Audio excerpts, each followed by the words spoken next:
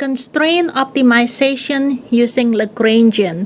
This is the same thing as in your textbook on page 72. Okay, so let's suppose you have this cost function. Total cost equals to 3x squared plus 6y squared minus xy. Now there is a constraint, that's why it says subject to, st is subject to x plus y equals to 20. So that means you can only produce 20 units. Now the question is, you don't know how many to produce x and how many to produce y. And that's why this method is to figure it out. First of all, you have to take the left hand side equals to 0 and then move everything to the right hand side. So the right hand side becomes 20 minus x minus y. So x here plus, if you move it to the right hand side, becomes minus. Y, this is plus, you move it to the right hand side, becomes minus. Okay, now you need to embed this into the objective functions, and that's why you have this Lagrangian. So the Lagrangian for total cost equals to 3x squared plus 6y squared minus xy. Now you need to insert the multiplier lambda and then put everything at the back or behind that lambda. So the restriction 20 minus x minus y, put it there. Okay, now you have to open the bracket. So this is the same Lagrangian equals to 3x squared plus 6y squared minus xy plus lambda times 20 is 20 lambda. Lambda times x is minus lambda x, and then lambda times minus y is minus lambda y. So that is your Lagrangian function with the constraint or restriction. So now it becomes an unconstrained optimization. First thing you have to do is to take the derivative of Lagrangian with respect to x and then set it equals to 0. Take the derivative of the Lagrangian with respect to y and then set it equals to 0, and then take the derivative of L with respect to lambda, set it equals to 0. So let me go over one by one here. The derivative of L Lagrangian with respect to x is 3x squared. The derivative is 2 times the coefficient 3 is 6 x, because the power is 2 minus 1, and then there is no x here, so you skip.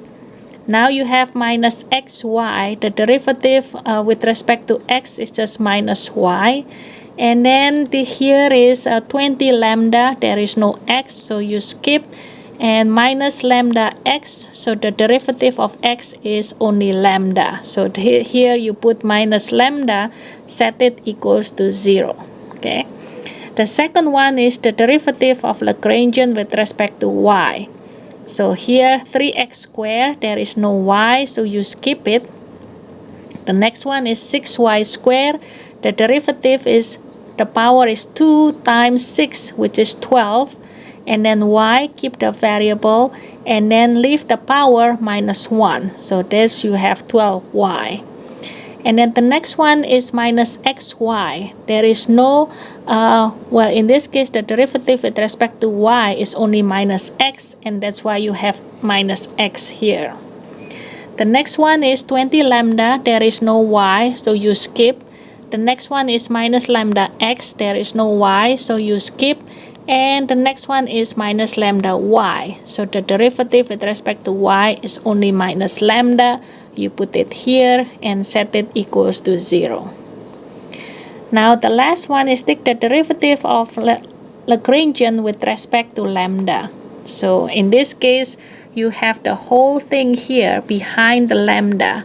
Then you put it in this row here. So 20 minus x minus y equals to 0. Okay. The next step is we want to get rid of this lambda. So in this case, we need to solve it simultaneously. How to do that? You set the equation, the first equation the same, 6x minus y minus lambda equals to 0. The next equation, you multiply the whole thing by minus 1.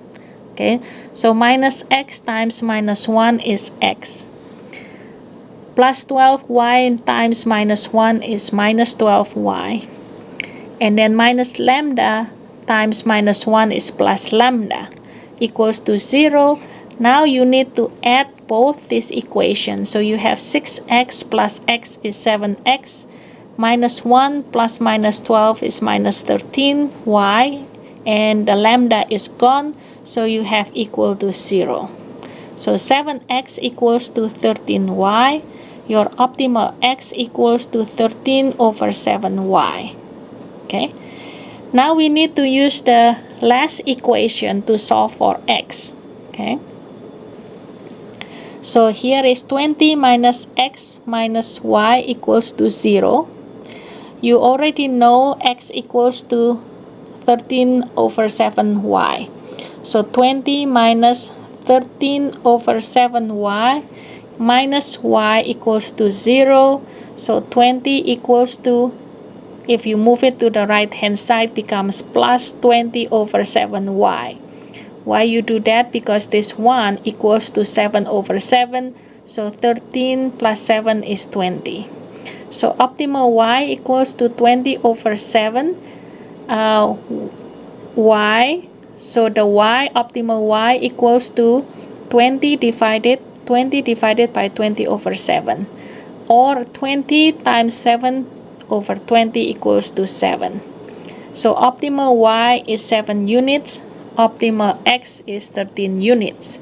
So if you produce both, then it has 20 units. So this matches with the restriction. Now you need to find out how much is your lambda. So either you use this first equation or the second equation will give you the same number. So let's suppose you use the first equation. So 6x minus y minus lambda equals to 0. So 6 times 13 minus 7 equals to lambda. So your lambda equals to 71. How do you interpret this? If we produce one more unit in terms of restriction, then total cost will go up by $71 because the sign is positive. Okay.